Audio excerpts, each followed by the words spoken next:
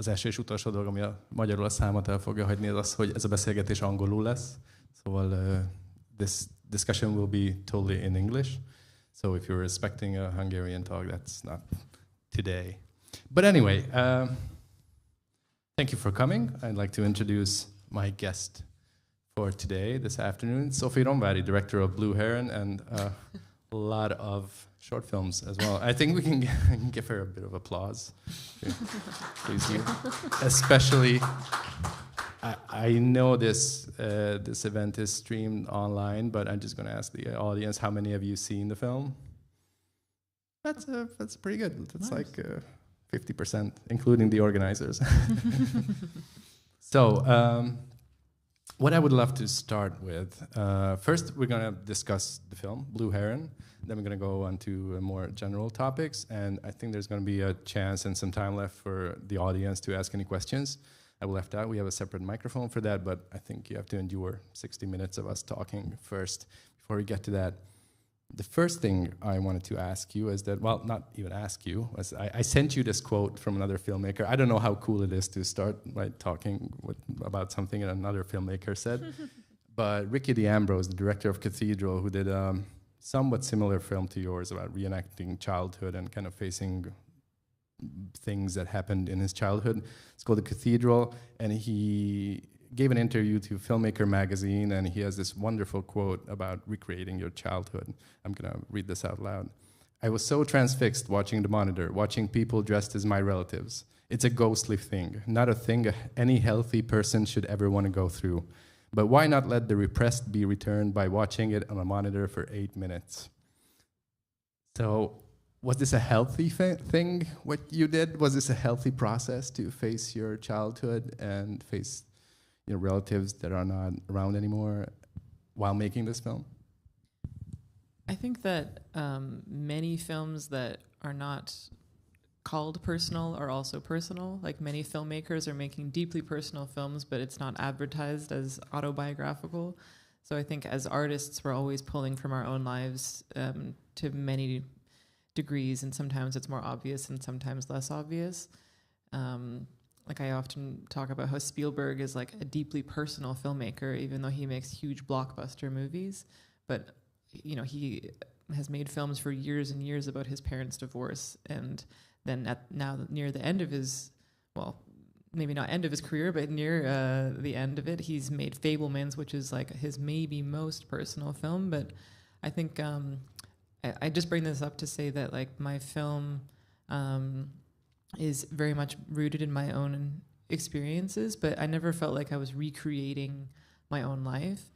And in fact, it was really liberating and artistically exciting to work with collaborators where I gave them room to interpret. So, like, my costume designer, I didn't say, my mom used to wear this shirt, can you find this shirt exactly? You know, she had an understanding of the essence of the way that people from this economic bracket were dressing, and then sort of the style, but then I gave her creative liberty outside of this. And then same with my production designer, like, she was studying my family's archive of photography, but then she was also making artistic choices. So I think that's the thing, when you make personal films, it quickly becomes an artistic interpretation, and not like I'm not like Nathan Fielder recreating, you know, like in that kind of way. So the artistic distance actually makes it more enjoyable. And I think in terms of healthy or not, it's like it actually creates a distance, and I think that's what art should do. When did you first have the idea or when did you formulate the idea for Blue Heron, and especially when did you come up with this structure, what the film is like? So I knew I wanted to talk about this very specific dynamic between a brother and a sister, and having it be told from the siblings' point of view. That was always the idea, but originally the adult was, she was a social worker and not literally Sasha. But then through the process of writing the script, I realized I was kind of shying away from the very obvious meta text that I was engaging with. So then I became actually the adult version of Sasha. And then once I realized this, then the structure became very obvious to me that it should be told in 2 parts, in the past and the present. So yeah, from the script, the development of the script is really where the structure came from. And let's talk a bit about pre-production. It's a very fascinating idea that you're scouting locations for basically your childhood. How did that look like? How did it work for you? Again, many things that you think might be interesting or important to you personally are not to other people. So as a filmmaker, you're always having to make decisions around what is important to me and what would be interesting to someone else who doesn't know me or have any context. So originally I was like, I need to find this same style of house I grew up in, but then I realized it's actually not important at all. It doesn't matter. So then it became, what's the most visually interesting house that we can find that has an unrenovated kitchen? And that was the bar, was what house do we not have to renovate on a low budget? So it would be like period specific? Yeah, exactly. Because kitchens are the giveaway of the 90s. Because you can have a house that has like a beautiful wood floors, but then the kitchen has like all these new fixtures and things. So that was one of the things. But then we also wanted to find a house that it turned out to be very technically and visually interesting to have it all be one level, the house. Like it wasn't a 2-story house. It was there was a basement, but then the house was like a bungalow. So we could actually light the house from the outside and have the camera from the outside. And so this became a big part of the way we shot the film as well. And which is not at all like the house I grew up in. So these little differences actually are creatively like liberating, I think, because if you try to stick too much to the truth all the time, then you're going to limit yourself. And for what, like just so it's more accurate to you, it's like that's not actually interesting to anybody else. So I'm not interested in that. Yeah, I think the specificity of the characters is where the truth is more interesting to me. Yeah. Just out of curiosity, have you found a house that is almost exactly like the one you grew up in, or was it? It's a very basic architecture that was very popular in the 80s in British Columbia, where I grew up. It's just like a split level house. Like I grew up, upstairs, downstairs, very kind of practical. So architecturally, it was not anything that memorable to begin with, but there was a red door that my dad painted. So those little details, we transferred into the movie. But it was important for you that it should be in Vancouver Island, right? Yes. So. Yeah, the regional specificity of like the geography was important because it's so unique, I think, to that part of the world. And I think it's rare that I've seen a film that really showcases the beauty of, especially Vancouver Island. Like these beaches are very specific to this region. And so I really wanted to show them on film. And also I felt like it was a nice visual metaphor for also this family's experience, the isolation, but also having this contrast of the beauty with their own like internal struggle seemed very like obvious to me to show this story. Yeah. You don't show that many like parts of infrastructure on the island. Like there's one gas station. Mm-hmm. I think that's the only one. So was it really that desolate as it seems? No, it's like there's very classic sort of suburban neighborhoods everywhere, and but it's a very lush. Like there's a lot of greenery everywhere, but it's the feeling of the isolation was emphasized, I think, by making it feel a little bit more rural. Yeah. So let's talk about a casting process for a bit, especially because you cast a family, and I'm always wondering how you can create this family dynamic with. Well, I think it was 6 actors, mm-hmm. like 4 children and the parents. Like, how were you able to find these child actors, and how were you able to kind of create the space for them to really seem as a family? With a lot of hard work. It's I think maybe the most important thing that I did was dedicating the time to casting, because one wrong move with a family cast, it can really throw off the whole dynamic. And So not only do they have to be believable, like aesthetically, but also the chemistry and also like the dynamics. And so there was so many things and decisions that you have to make before you even shoot the film. But the first actor that we cast was young Sasha, played by Elul, and she was 8 years old when she auditioned for the film, and it was her first audition she ever did and her first movie she ever did. And right away, she was the actor that I based the rest of the casting on, and she was simply just talented. Like I could tell that she had a real natural skill and ability. And then from there, we cast the parents, which I was working with Hermina here in Hungary, and she was helping over many, many months to show me as many options as she could find individually, like as parents, and then together they did chemistry reads, and then it became very clear both Adam and Iringo were the standouts with every other pairing, but then together it was very clear they felt like they had a history and a chemistry. So every character had a very specific casting process. Like Jeremy, he was actually street cast, like he had never acted before in his life, so he was completely fresh to film and acting.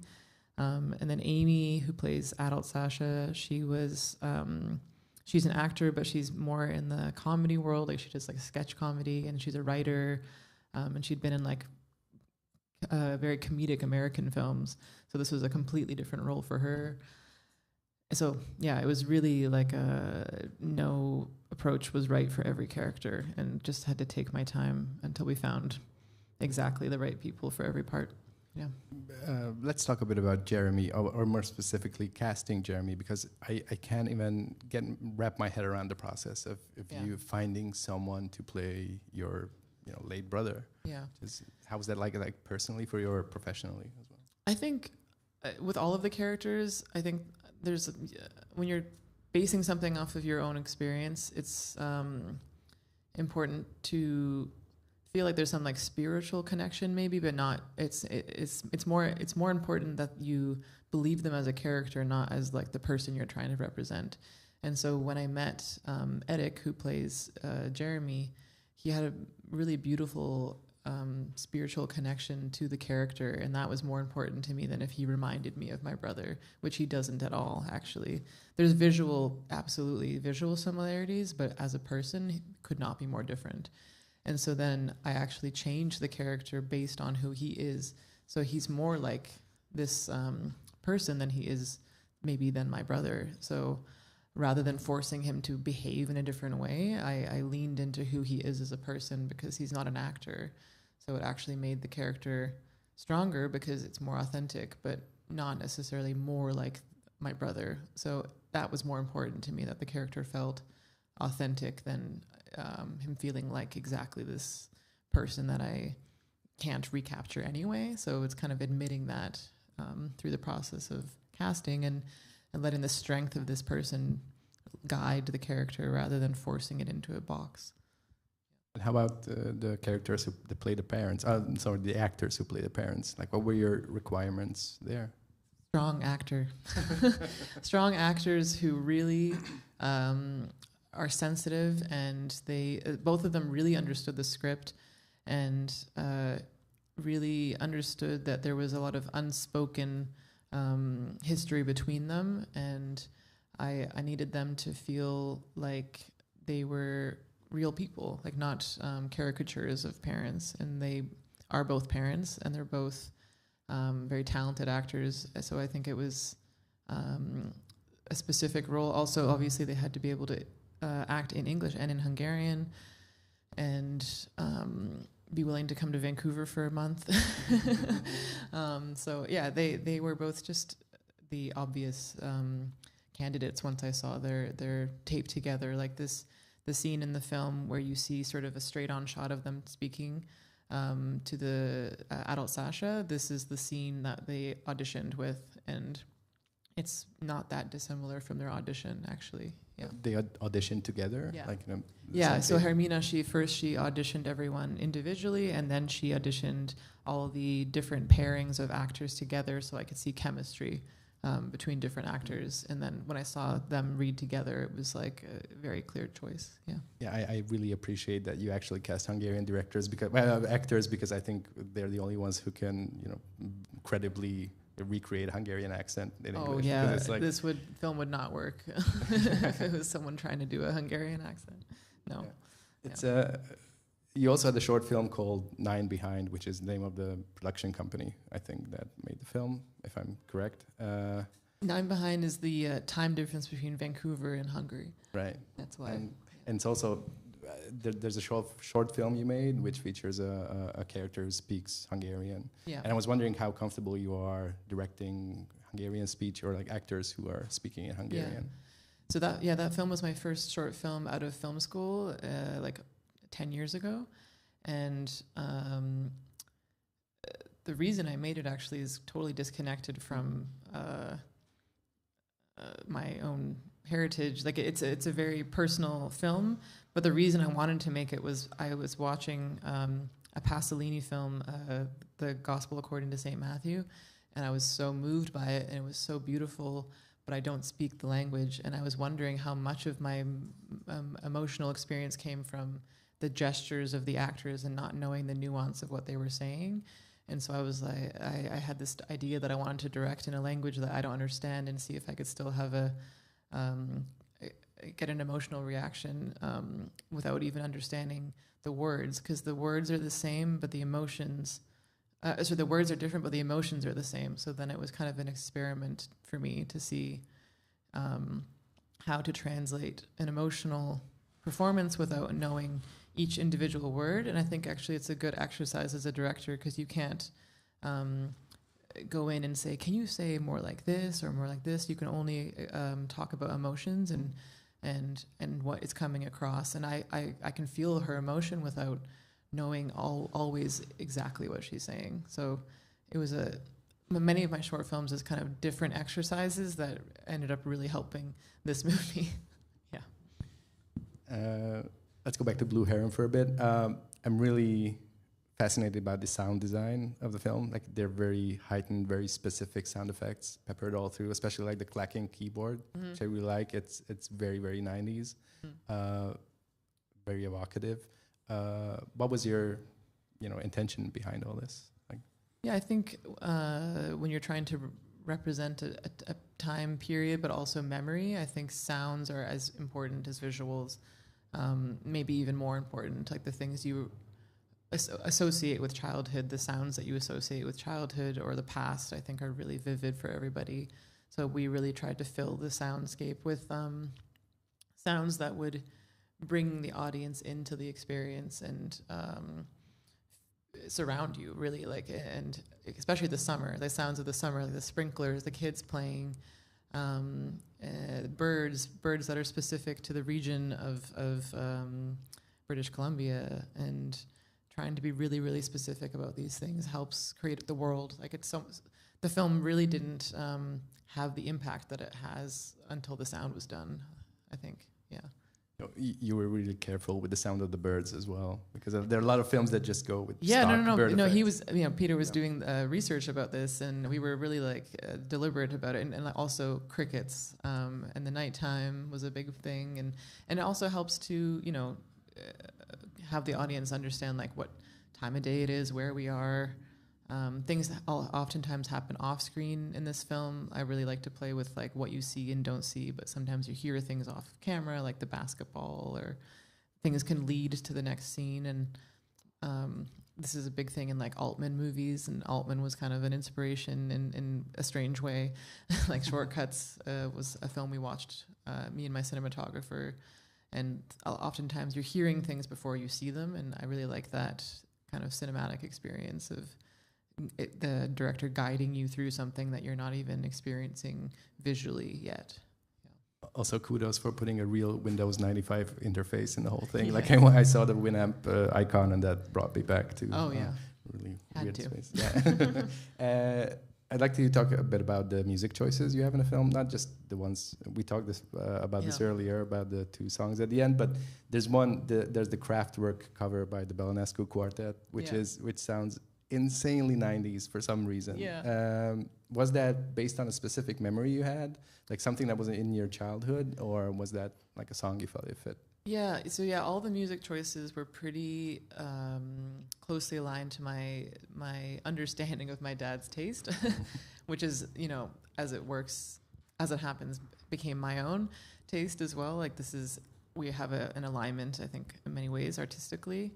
But I wanted the father in the film, as a character, a lot of his internal taste comes from what he puts out into the home, like as a photographer, and then also while he's working, he's creating the atmosphere through the music, through his computer, and this is very true to my experience. And it was inspired by looking at old home videos, and so many of the home videos had music in the background, and to me, it almost played like a score for these home videos, and it would be something like as simple as me and my brothers like eating sandwiches, but then there'd be a really grand like Mozart's playing in the background, so it made it feel like this really incredibly important moment, but it was so mundane, and so I transferred that into the way that I wrote the script and shot the film even, and so I knew the music was always going to be diegetic and not score on top of the film. So yeah, it was very much aligned with his taste, first of all, but then also the period, and it was a big part of creating the atmosphere of the house. Yeah. What was up with the Paul Simon website? By the way, it's a really small detail. I think it was. We were just trying to show that he was, he wasn't actually really working, but he was looking at his own special interests on the computer, like we all do today. Yeah. Your parents have seen this film, right? And what was their reaction? I mean, they loved it. They're very supportive. I never had to have that conversation that many people have. Like, I'm going to be an artist. Like, they were very encouraging of me to be an artist, and in fact wanted me to be. They believe in art as maybe their main way of life, and I think I grew up with a lot of art around me, and so I think they see this film, they're very moved by it, but they're also very artistically engaged with what the film is doing, and are very impressed with the actual craft of the movie, which meant a lot to me. Yeah. Have you felt this temptation to make your parents more sympathetic, like to make them better characters as they are somewhat in real life, like in your film compared to real life? I try not to think of it as like a one-to-one. I think that I wanted the parents in the movie to feel like real people, like flawed, but also really like compassionate depiction of parents, because that was my experience, but also it's meant to show a situation that's that there isn't like a clear answer. So I really wanted to show that there's everyone in the film, even the social workers, are coming from this like well-meaning place, but that there's some things in life where there's no like clear answer. So I was trying to show it from a complex, psychology, like, and that I wanted the parents to do things that were contradictory and things that were like, there's one scene where the mother says to the father, like, you can't be working all the time. I need you to, entertain the kids. And then she goes out one night and it's revealed that she's talking to a child psychologist, and she comes home and the dad is entertaining the kids, and she's like, you should be working. And I think you can interpret that as like a mistake almost, but for me, this is that way people are. It's like you say what you mean in the opposite way, because people are contradictory. People contradict themselves, and so I wanted to show that there's like a tension in these characters, just trying to do what they feel is best, but there's a frustration. Yeah. In still processing, I think there's a line that you say to someone over the phone that you've been working on this film for 3 years and it's still not finished yet, which is about the film that we're watching at that very same moment. Do you feel Blue Heron is finished? You're done with it? 100%, yeah. And was Hungarian funding necessary for that? Or like Hungarian post-production in Hungary? And how was the whole process? Yeah, I mean, I think this is a micro-budget movie. Like, it's actually kind of a miracle that it exists with the budget that we had. But so many things had to happen, miracles.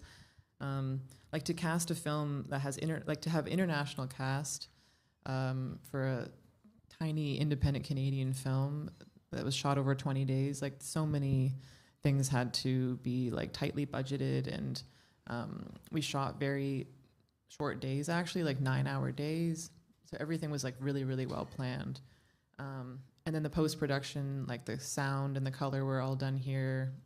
And I think that elevated the project, you know, just working with the artists that had a perspective that I think were different. And, you know, obviously working with the actors, like it really elevated the film. But yeah, of course, we needed the extra financing to finish the movie at all, because the money we got from Canada wouldn't have been enough ultimately. So I think the co-production model, that's what it's there for. Did you get any input from the Hungarian post-production team that you didn't even consider but made your film better? Or I think that they're both for the color and the sound. I think they're just individually very talented artists. So it was a very good alignment. Like, luckily, like, you know, because Gabor, our co-producer, he was the one who introduced me to all my collaborators here, including Hermina, my casting director, who, you know, I plan to continue to work with. And I think that's so many things have to be in alignment when you collaborate with someone. Like, you have to have similar tastes, but then you also have to like each other and have a good communication style. And so all those things were really aligned with everybody that I worked with here. And I don't know if it's like lucky or what, but I really loved, you know, every stage of this process. Like, I loved pre-production, I loved production, I loved editing, I loved sound, I loved color. Like, at the end of every process, I was so like melancholic because I was like sad that this phase was over. Yeah, I loved making this movie. And it's kind of a cliche question to ask, but I'm going to go ahead. But what have you learned about yourself while making this film and by finishing it? I think I learned that I really like control, but that I have to let it go of it. Because the film is kind of about trying to control the narrative of my own life and then realizing that I can't. So it's like accepting that. And I think it's a very healthy thing to do. And I feel like the film really allowed me to accept, you know, the things you cannot change. And that's ultimately the thesis, I think, about the film in the end. And yeah, I feel very lucky that I got to make a film to learn that lesson. But I think everyone who is a filmmaker, on some level, there's a desire for control, because when you watch a movie, I mean, most movies, there's a high level of control that has to go into them. Everything is a decision. Like, everything you see and hear is a decision. So that's all control, you know, or the perception of control. Yeah. And there are many short films you've made where you actually act in them. So you're in them. Was that a conscious decision to not act in this one? Or? Yeah, absolutely. I was in my other films because I was like experimenting with different ways of expressing, you know, stories, and I also was making films with like no budget. So the things I had around me, myself, my dogs, my computer, like I had access to these like very limited resources, and so I was making very limited resource films that helped strengthen my voice as a director. But then ultimately, this film was by far the most like intentional and crafted in a scripted way. Yeah. Let's talk about something else. I think we're finished with Blue Heron, just as you are. Although you have U.S. distribution coming up next year. I'm not going to reopen the edit. And I was wondering what your first experience was with the cinema, both as an art form or as a space that exists, how you came into this, what your first memories are. It's a great question. So yeah, I grew up, like I mentioned, with like a lot of art around me. My parents showed me a lot of movies growing up. They were cinephiles, and are cinephiles actually. They still watch a movie every night. But I have early memories of watching films at home, but for some reason, my first memory of watching a movie in a theater is kind of late in my life because my family, we lived on a very small island called Gabriola, and there's no movie theater there. And Vancouver Island, where we moved eventually, which is kind of where the film is taking, where the film starts. There is a movie theater there, but I didn't move there until I started kindergarten, or just before. And so, anyway, I didn't really have like a movie theater as a young child. So my first like memory of seeing a movie is actually Spielberg's AI, which is kind of an incredible like childhood memory movie. And I remember seeing it with my mom and finding it like very, very magical, the experience. And it's even kind of like a loose reference in this movie.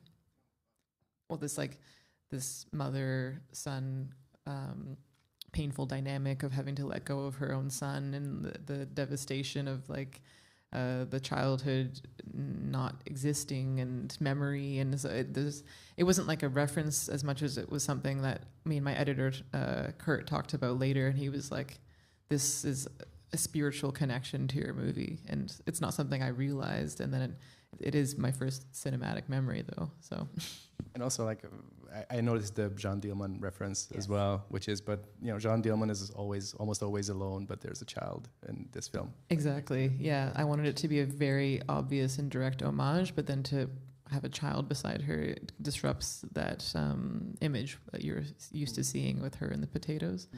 But then I also wanted it to be like an image about what is passed down, like from mother to daughter in that moment. Yeah.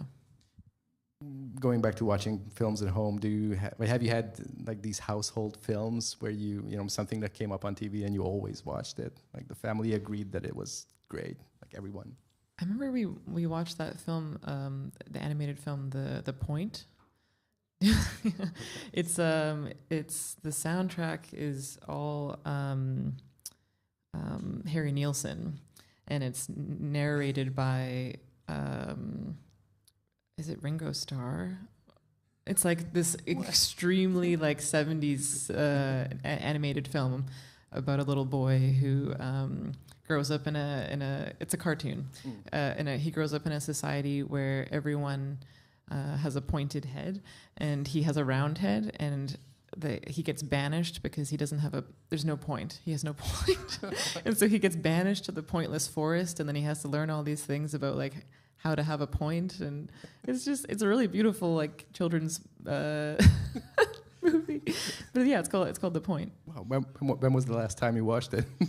Probably, I think I watched it during the pandemic. Yeah, it has an incredible score because it's all original Harry Nilsson soundtrack. Yeah, that's extremely 70s. Yeah, I can sort of imagine it myself. So your father studied to be a DOP, as far as I know, and of course your grandfather was this legendary Hungarian production designer. Did that destine you to become a filmmaker, or was that totally unrelated? No one believes me, but yeah, it was totally unrelated. Because I didn't really know about my grandpa growing up in the way that like I knew he was a production designer, but I didn't really understand what that meant until I became a filmmaker. And my dad studied cinematography, but then was not an active cinematographer, except that he was shooting home videos and photographs, but not professionally. Like his work was very personal to him. Which I think is how he wanted it to be. And he has an incredible archive now of this work that I see as, genuine artistry.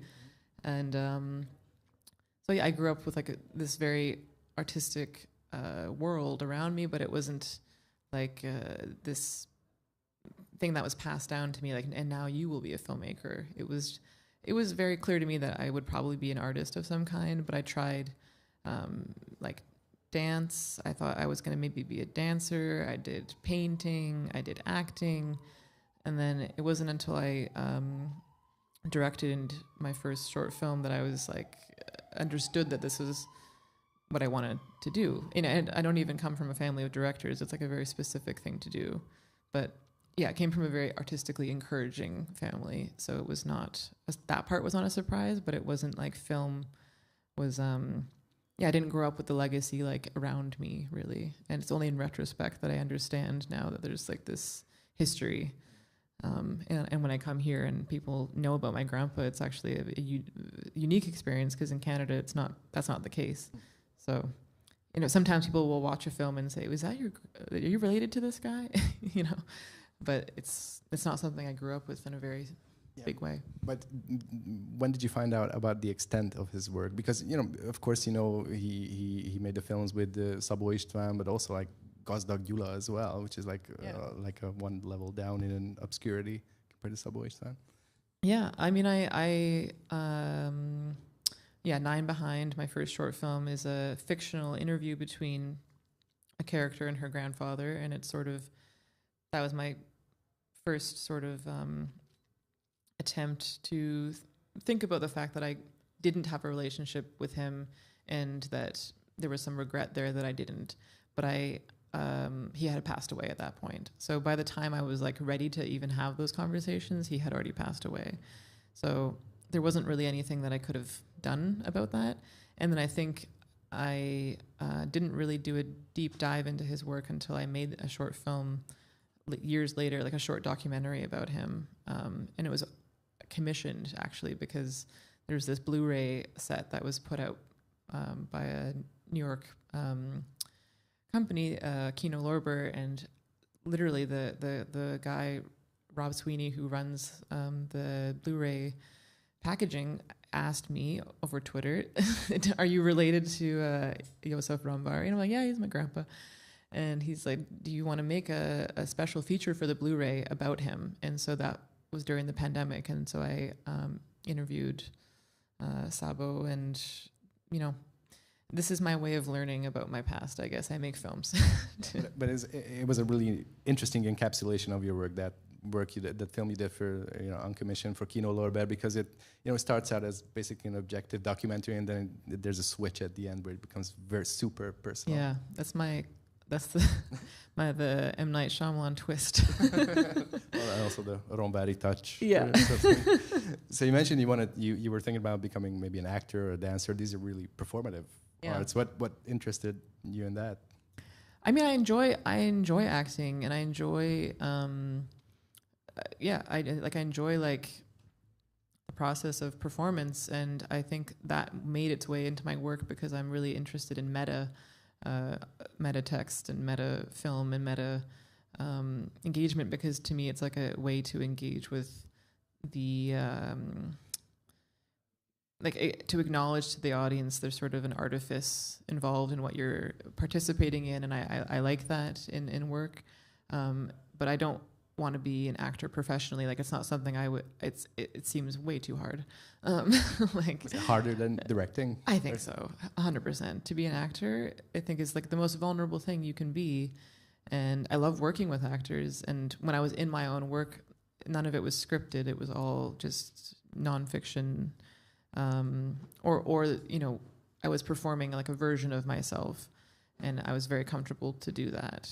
But I don't feel like I could perform scripted dialogue with the level of authenticity that a professional actor could. But so I enjoy it because it's not my profession. So I can do it for fun. But I'm really, really glad I'm not in Blue Heron. It's like important to me that I got to just direct this movie. Yeah. And do you remember the first time when you directed something? Like how? Actually, my parents showed me this home video recently that I'm like really strictly directing my friends to do like a fashion show. I was like 7 years old or something, or no, maybe like 10 years old, and I'm like behind the camera and I'm like shouting directions at them of like how they should, you know, walk down the hallway in their little costumes that we'd put together. And so that might have been the first one. It's terribly embarrassing. Wow. Yeah, because my follow-up question would have been what kind of choices you had to make, but I didn't expect to be, you know, go back this far back. I think we were just playing around, I think, but I think I had this probably some desire. Maybe I was bossy. I don't know.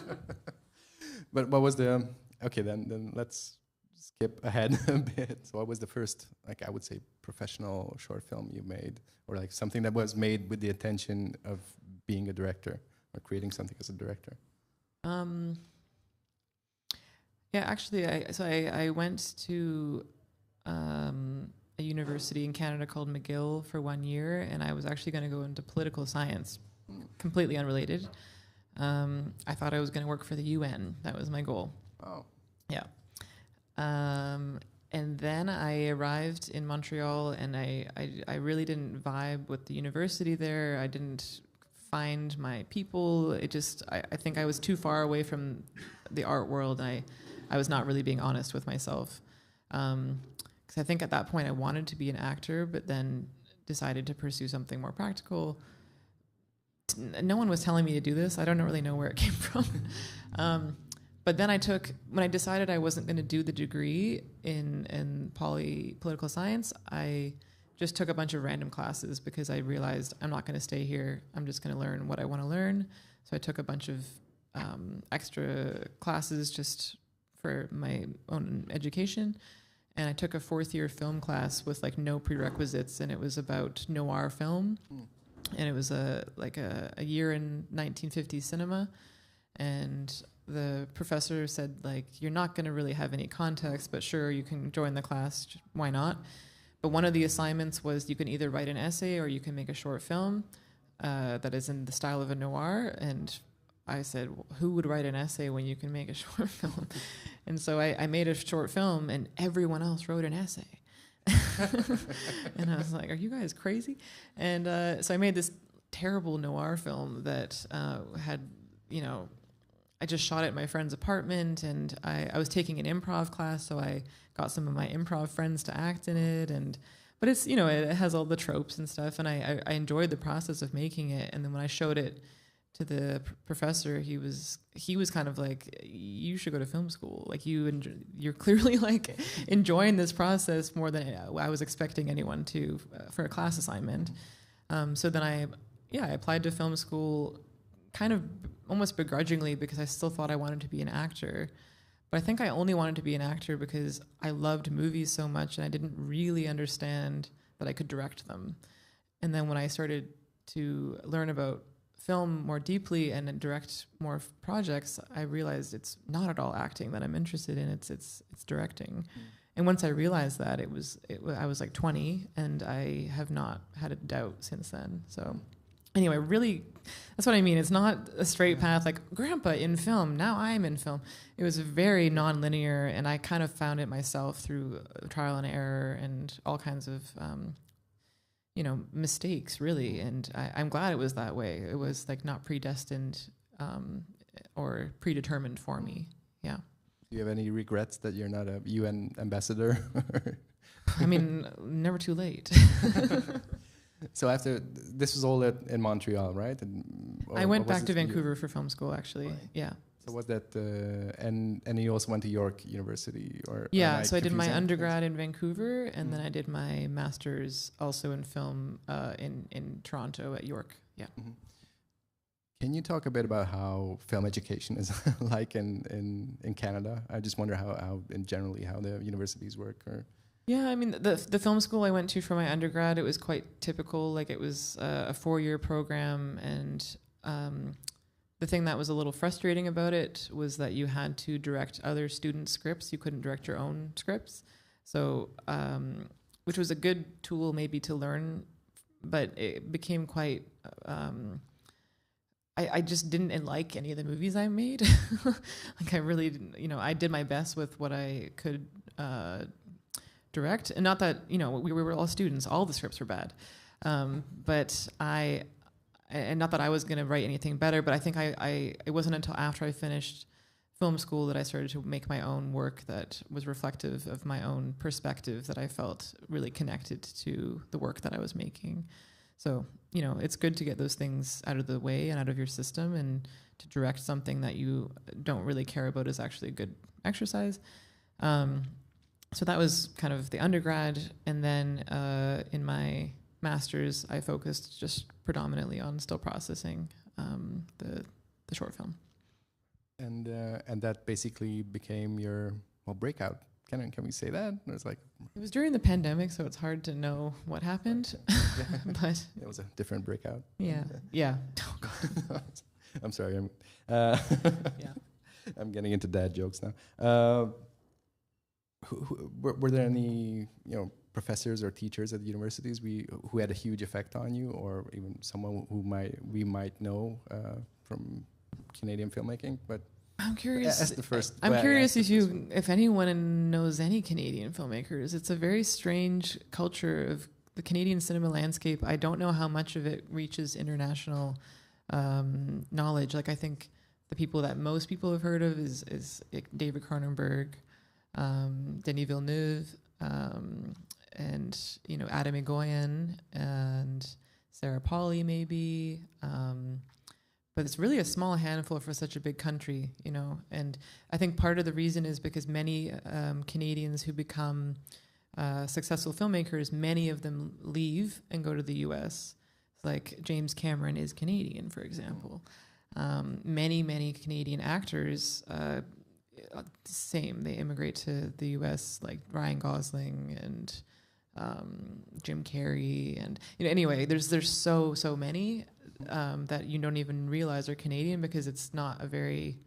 I think that as a country that's not as rooted in capitalism as the U.S. is, it's harder to make a living as an artist in that way. But it also means that the art that is made there is more,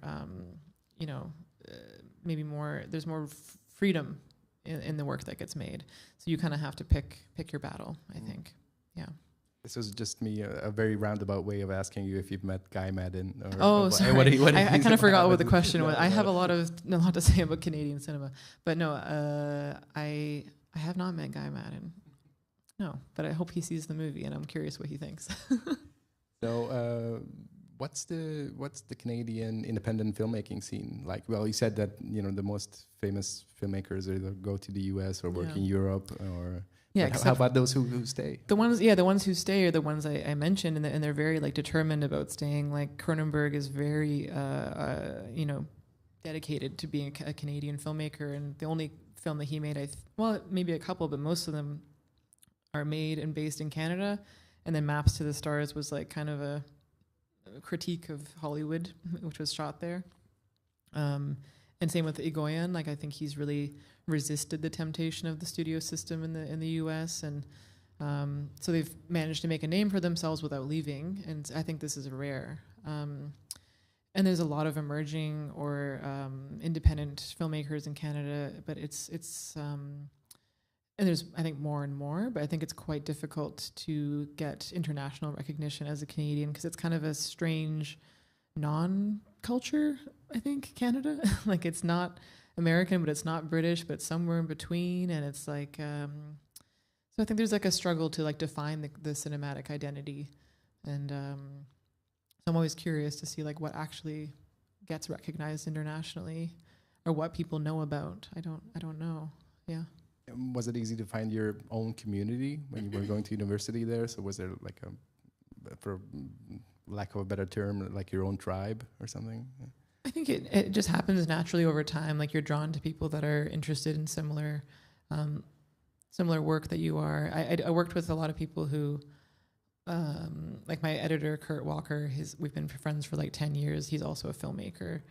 And many of the people that I worked with were new to me, and now they are some of my closest friends. So it kind of goes both ways.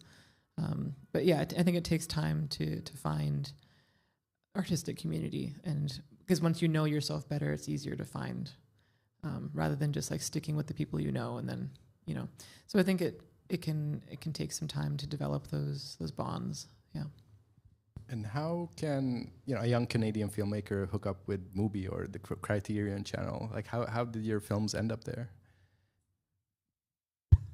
If you can answer. I honestly, my honest opinion is I think I'm quite active on Twitter, and I feel like that maybe gave me some visibility through the critical conversations online, because I'm also very much a cinephile who like talks about movies and engages with movies, past and present. And so I think maybe that was part of where I got some of the visibility to begin with. And yeah, that's my only true answer. I don't really know. But yeah, I don't know, Twitter. So you don't have to like hustle and knock on doors and whatever. Well, no, of course. I think that's what I mean is like I built relationships very naturally through being engaged with these people as people, like people who love movies, and we just start to talk, and then they're more likely to probably engage with the work if they know you a little bit or know of you. I think that's a big part of filmmaking as well, as engaging with the people who are going to actually talk about your work. And but I just authentically really love talking about movies, so I end up in a lot of these circles with people that are critics and programmers, because not every filmmaker is actually that interested in watching movies, which is so strange to me, but it is true. So I feel like sometimes I end up leaning into those communities more because there's more of a critical interest in like discussing films critically. So I think that's part of it.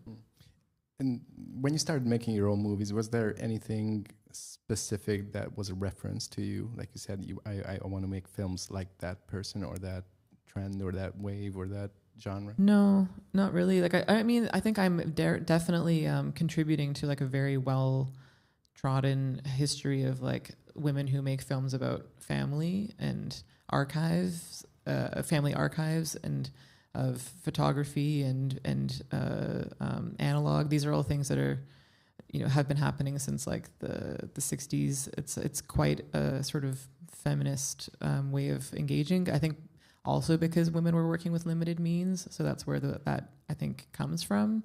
And they're also the ones that keep the archives of the families. So I think I was working in that tradition just naturally, like that's what I was drawn to. But then when I did research, I realized I was really part of, history in that way. Like I'm not the first, I'm not the last. So I think that is very much there. Like I love Chantal Akerman, but there's so many of her films I haven't seen.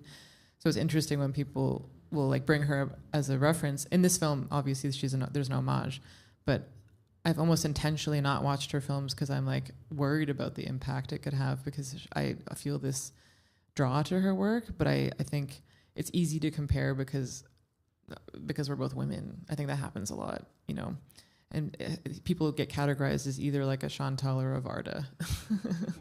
Yeah, if you're lucky, both maybe.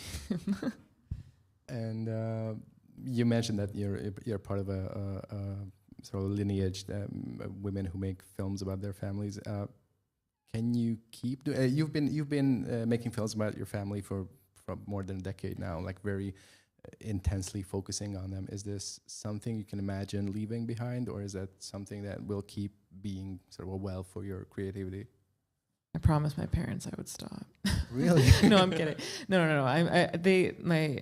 I feel like I'm only ever going to make a movie if I feel like I need to make that movie, and I don't think the movies I need to make have to be personal. It's just up until this point that was what I was drawn toward. I think whatever I make next, all my work will have like some sort of personal connection, but I don't think it needs to be definitely not about the same topic.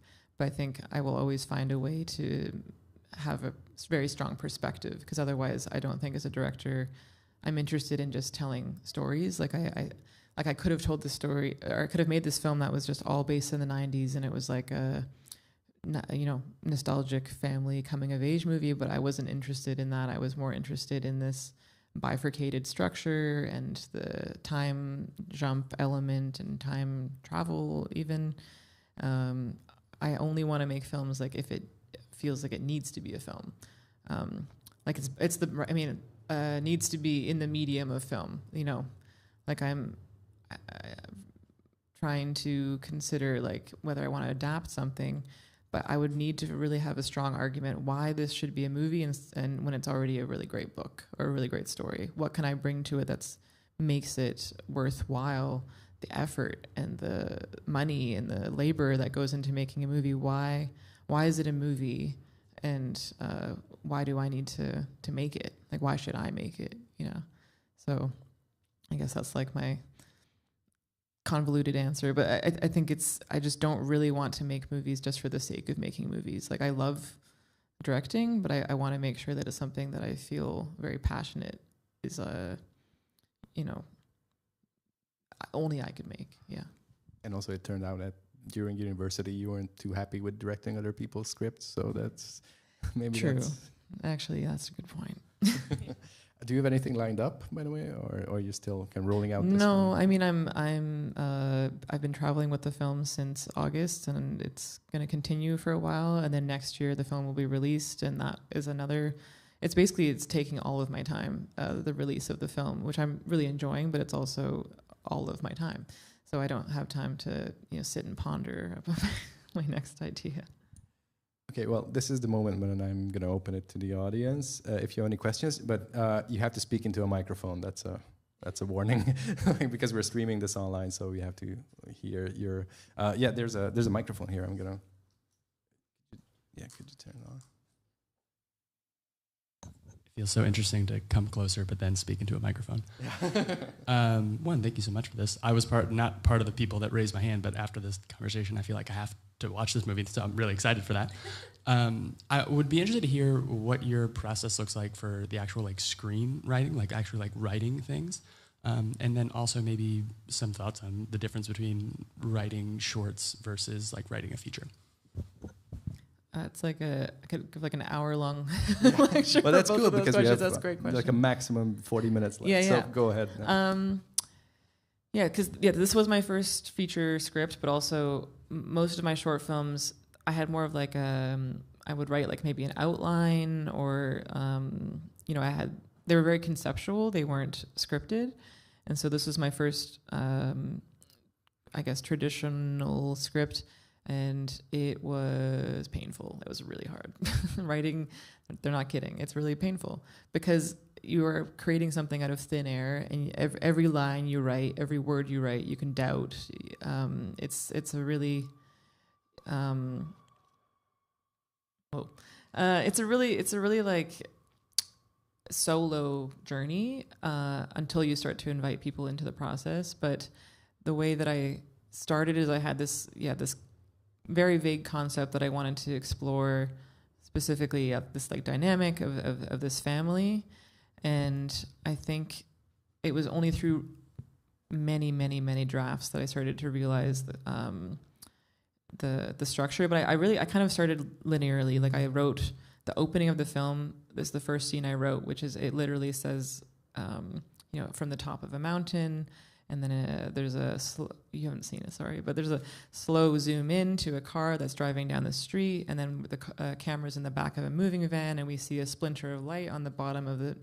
All of these things were already scripted years before I shot the film, but I didn't have the end of the film when I wrote that. But I had all these really clear visual ideas, so I kind of wrote a lot of vignettes of different scenes, and then when I started to work on the second half of the movie, which is in the present day, that part of the script was a lot more loose because it incorporates some documentary elements. But it was many drafts, and I would take a long time between drafts. I would write a draft, and then maybe I think I made one more short film in between, and then I would share it with friends and get feedback, and then I'd watch a movie and be like, oh, that's interesting. That makes me feel sometimes you watch a movie and it actually makes you feel stronger about your ideas, and sometimes you watch a movie and you're like, oh, that makes me feel like I should take that out. Or you can always be inspired in reverse ways.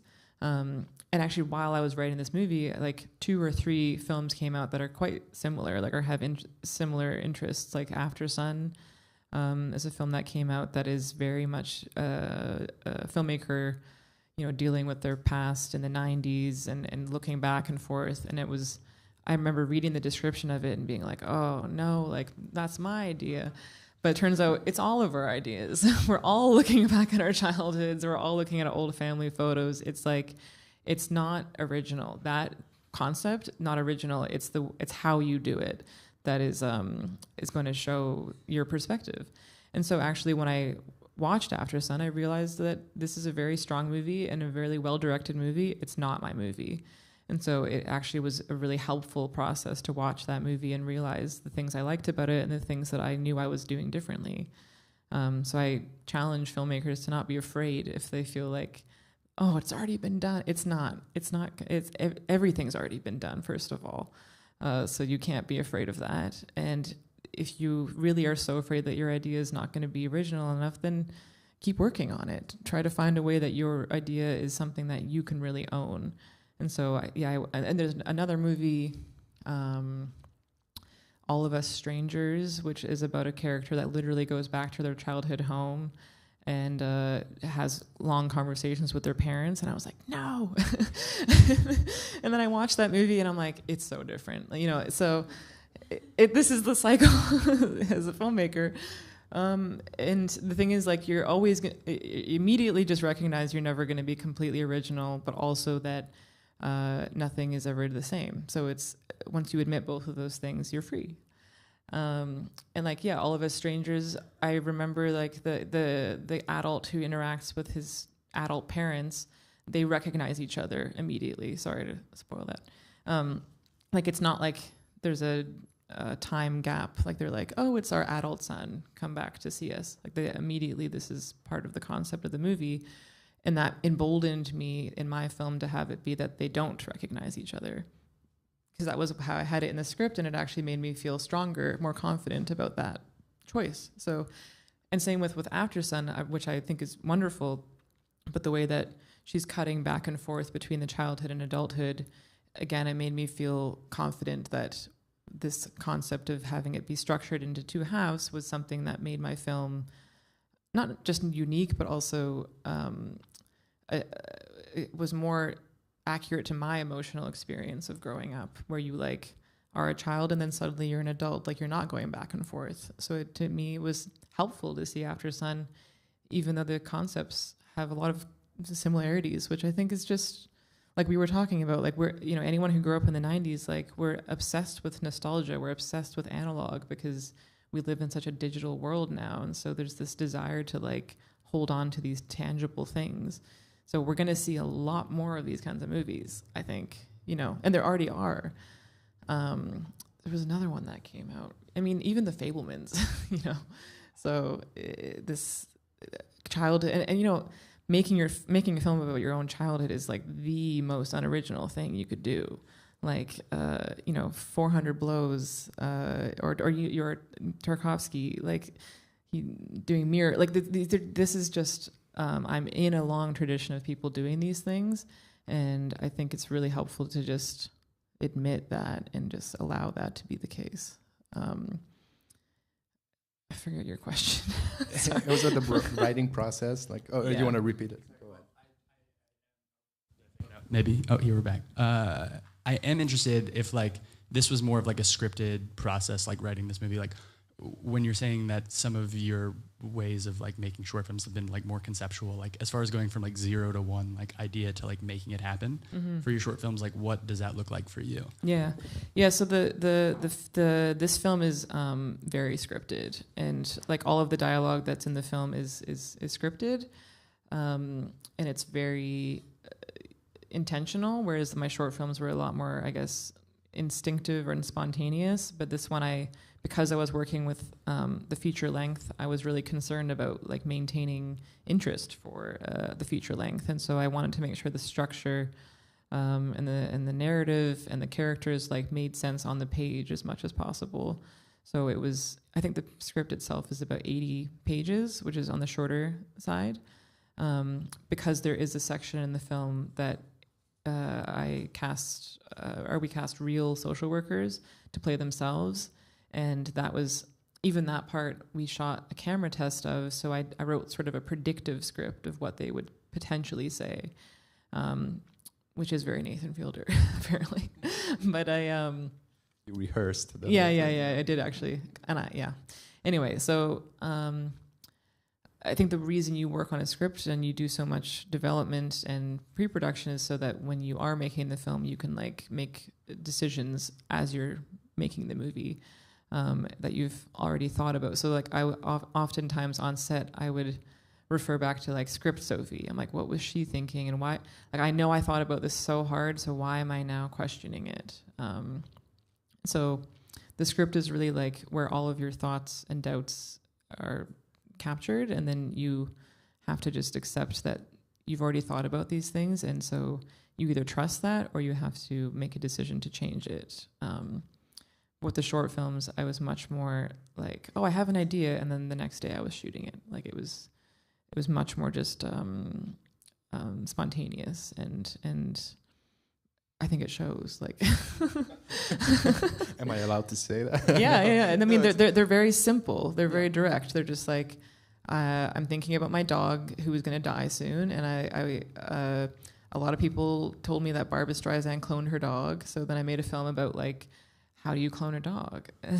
So I went on YouTube and I looked up videos of how to clone a dog, and then I made a film about that. It was like very simple, you know. But also a lot of your short films about like women alone in their own apartments with laptop open. Was it always your apartment or was someone else's? It was a variety. I think it was a variety of apartments, but yeah, there's the theme. Like if you had a series about my short films, you could call it "Lonely Girls on Laptops," and that's, you know, many of us are, yeah, yeah. But I'm not one of those filmmakers who's afraid to put like technology like iPhones and computers in my movies. Like, I'm like, this is where we live now. Like, that's just the reality. So I don't have any discomfort with showing those things. Obviously, it was nice in the 90s period of the film to have that removed. But then, of course, it's very present in the second half of the movie. But anyway, I don't know if anyone should like, my process is my own weird thing. I don't really know if I have like a style that is helpful to anyone in terms of like my screenwriting process or my short films process. My only thing is like, I just kind of do it. I just go. I have this like existential desire to just make things, and if I don't, then I feel quite depressed. So I just keep going and I don't question too deeply, because I just feel like that's the death of art if you start to doubt, and so that's my strength, I guess. Any other questions? Go ahead. Yeah. Oh, you're handing out the microphone. That makes it easier. Thank you. Is it okay? Yeah. I watched the movie yesterday. I loved it. The movie had a very calm energy, and I think that's reflected in your personality as well, as I see you talk. I guess on that note, I'm very interested in the father character in the movie. He also had this calm energy throughout, and it seemed like the mother was upset about it at some time, most of the times, and that was shown not once but twice. And I just wanted to know your choice behind that, of the character, and why that was emphasized on. Yeah. Thank you. I don't think anyone's ever called me calm before. Yeah, the dad character in the film, I think I was trying to show this dynamic where there's two characters who have the same goal, but they're coming at it from a different perspective. And the mother is dealing with a lot of the crisis, and the father is like removed, but his sense of calm is also part of what contributes positively and negatively to the conflict that's ongoing.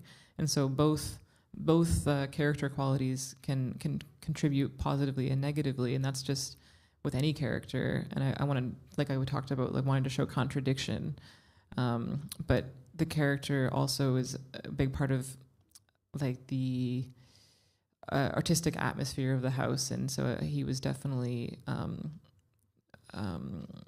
creating the atmosphere essentially through his taste and through his art and his own special interests, but then would become kind of removed when things were more difficult. And I think that's a dynamic obviously that I'm pulling from somewhere, but also that I know is a common dynamic between two parents. Like, I think that's why people are even attracted to each other. There's these opposites, and balancing. I think it's about balance as well in characters, trying to create a balance that I think is authentic, but also has fallibility and is not just trying to not have characters feel like cliches as much as possible. Yeah. I hope that answers. Yeah. Thank you. Anyone else? Go ahead. Yeah, feel free. There's like 12 of us, so no. Oh, there's one in the back. Yeah. Hi. So my question would be, I watched the movie yesterday and I really loved it. And I was very shocked to hear how short of a time it was to shoot it, because I feel like the family feels so lived in, and there's these moments of intimacy and tenderness, and I don't know how to ask this smartly, but how did you get the actors to do that? Thank you so much. Yeah, it was a big priority for me that it felt like this was really a family, and that the shoot itself was 20 days, but we had a pre-production period. I think maybe once the actors arrived, maybe it was 2 or 3 weeks. But with Jeremy, who was street cast Edic, that was a process of sort of developing trust with him over many, many weeks. So I would meet with him once a week or twice a week in a park and just get to know him and get him to see what my intentions were, and to get to develop real trust, because I think that's what he needed. And through that period, I also would bring my camera with me to the park, and I would film. Eventually, once he became comfortable, I would interview him on camera and ask him questions to get him used to being on a camera. And I would just ask him totally unrelated to the movie. He told me all the stories of all of his tattoos, why he got them, and talked about his favorite music. And so he slowly started to develop a comfort with me and with the camera. And then with Elul, I also spent a lot of time with her, little Sasha, in the park with talking about the script. But it became clear to me after just a few meetings with her that she was too professional to even need rehearsal. She was like, give me some more dialogue, lady. I'm good to go.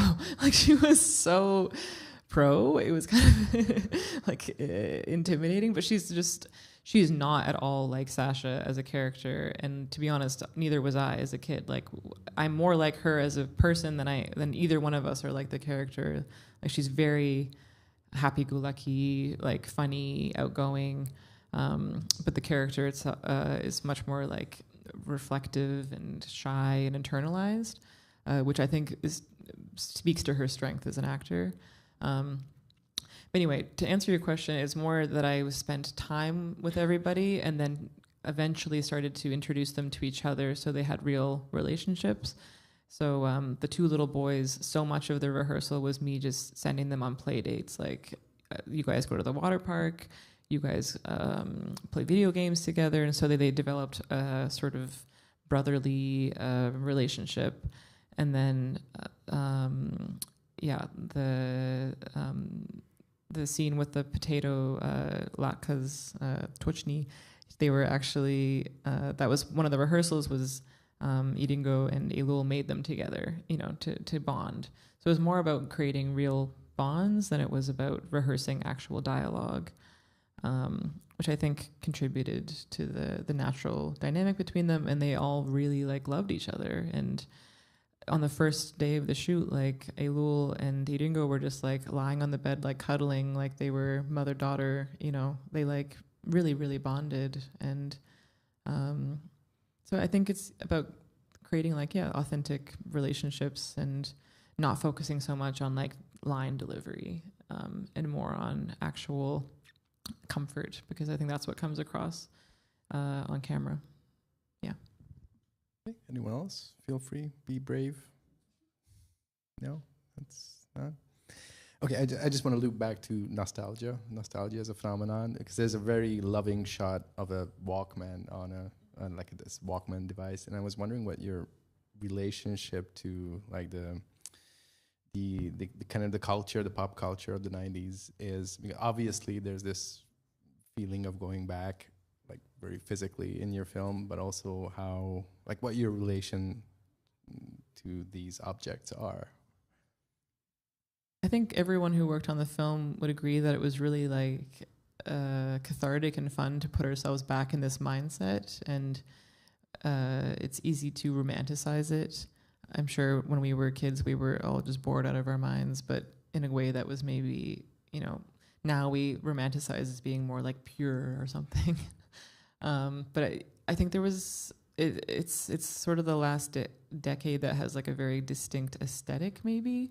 And now it's such a mix. Everything is such a mix of different decades and inspirations and aesthetics and styles. And like fashion is just like a total mix of everything, which I think is actually, it's interesting because it kind of, there's still trends, but then there's like more individual, artistic expressions through fashion and things. But I think, yeah, it's fun. It's fun to engage with from an artistic place, like trying to find, the costumes. Like my costume designer Maria, she was very intentional about finding pieces that were actually from the 80s and 90s and were not broadcasting 90s. Like they were not cliche 90s pieces. They were very subtle in their period specificity, and they were not like brand like Billabong or whatever. They were all things that had really evocative 90s feeling, and also the way they fit people is different as well, and the color palette. So everything was very intentional, and to show the time period of the 90s is actually. Even though it's not that long ago, it's still quite a difficult task on a budget, especially like the production design as well. Nostalgia is you have to really finely craft the things that you see, but also things you don't see. And like my production designer Victoria, like she was changing out fixtures in the house because they were not period accurate, or adding wallpaper, and certain colors were more popular, like maroon and teal and green, and like forest green were very popular. So those were like the colors that she leaned into for like the textiles. And so there's so many like so many decisions that go into creating like a seamless sense of nostalgia without it being cliche. It's actually very difficult. Yeah. And also, it's a very smart choice. I don't know if there was like for licensing reasons that they're watching like Merry Melodies or what was Looney Tunes. Sorry, Looney Tunes. Yeah. Yeah, that's public domain. Yeah, but also like many people forget that in the 90s we were watching a shitload of old cartoons. Like you're all the time, Tom and Jerry and Looney Tunes were all the time on. Absolutely. So it wasn't like Nickelodeon 24/7. Yeah, I'm slipping into nostalgia mode here. Are there any questions left in the audience? There's one. Oh, okay. Yeah. You can go ahead. Yeah, but you need the microphone for that. But yeah, sure.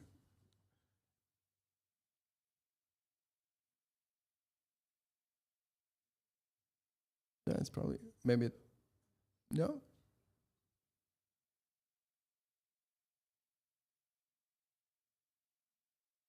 Hello. Oh yeah. Cool. Maybe I'm not that smart, but actually after watching your movie, I did not really relate it to After Sun and All of Us Strangers, both of these movies, which Thank you. I actually reflected very deeply on. I loved After Sun and I loved All of Us Strangers, but your movie stood out in its own way, and I think it's especially maybe because of that transition after the second half where the time traveling bit comes in, when you go to older Sasha. That felt like a very bold move from your end, because it left all of my friends also disoriented at that point. And was that intentional? Because we were confused for a lot of time, a lot of the period when that was happening. So what made you make that choice? Did they ever become unconfused, or did they leave like, what? Yeah. I think...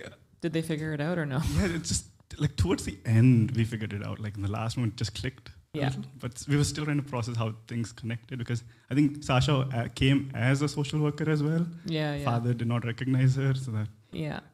So that was. And you also have the dialogue from the past playing on a cell phone, right? If I get that right. So. Yeah, I was trying to mess with you a little. I think it's meant to be challenging, and it's meant to be, I think, also somewhat frustrating, because I wanted to show to me, this experience of like becoming an adult and not being able to go back into your childhood, but like becoming fixated on it. And then, you know, spoiler, but obviously when she does have the opportunity to go back, she still does not have the power to change anything. And so it was important to me that there was sort of this real like disorientation for the audience. And yeah, I think it was, even on the script level, it felt like, you know, some people, when people would read the script, people would ask like, how is that going to work? And I just had to have faith that it would. I don't know. it was an experiment, and I didn't know if it was going to work. But I once I felt strongly about the concept, it was just the only thing that really interested me in making the movie. And there's many other movies I like that have sort of a structure that's like a half and half. Like you see the first half, and sometimes it's even two completely different stories. Like this is very common in like Thai cinema, and films that, you know, try to marry two different timelines that are more tangentially connected, not as literally connected. And I really like that because I like films that make you learn how to watch them as you're watching them, and the filmmaker is kind of taking you on a journey. And I felt like it was worth the risk to have people feel disoriented if by the end there was a sense of you know, understanding as to why. And you know, when we were doing feedback screenings, like rough cut screenings, the feedback originally was, yeah, like, what the fuck? I'm confused. What's happening? But then by the end, they were like, I see. You know. So as long as people don't walk out after the half an hour mark, then most people seemed to feel like there was a payoff of why that frustration occurred. And for people that don't, if that never happens, like that's okay too. You know, because if 100% people understand, like it's too simple, maybe then. So there has to be some risk involved in order to try to do something that you like really believe in, and I really believed in the concept because it's also really like literal to my own life, you know, like being a child, not having all the information, becoming an adult, wanting to understand more deeply what happened in my childhood, getting more information, and then literally becoming a filmmaker and going back in time and recreate. So all these things actually are very true to my own experience. And so in some ways the script is very literal, as much as there's like a fantastical element to it. It's quite just, it is, that's also why I'm not sure what I'm going to do next, because I'm like, this film is kind of like up to now. Okay, maybe we have time for one last question. Or if not, then I'm just going to wind this down, which is probably the wise thing to do. We've been going at it for 90 minutes now. 90 minutes? Yes. So 1.5 hours. So wow. The film is coming out next year in the US and also in Hungary. Yeah. Is the title going to be translated? Do you know that, if there's an official Hungarian version for that? I hope it's just Blue Heron. It's not like... Kid Game. Yeah, Kid Game is fine, but I hope it's not like...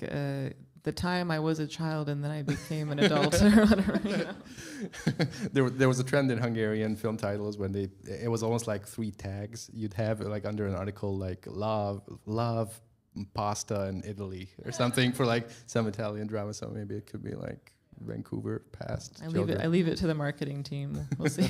Yeah. All right. Well, thank you so much for being here. Thank you. And thank you for Thanks you for as well. sticking around, guys. Yeah, that was nice. Thank you.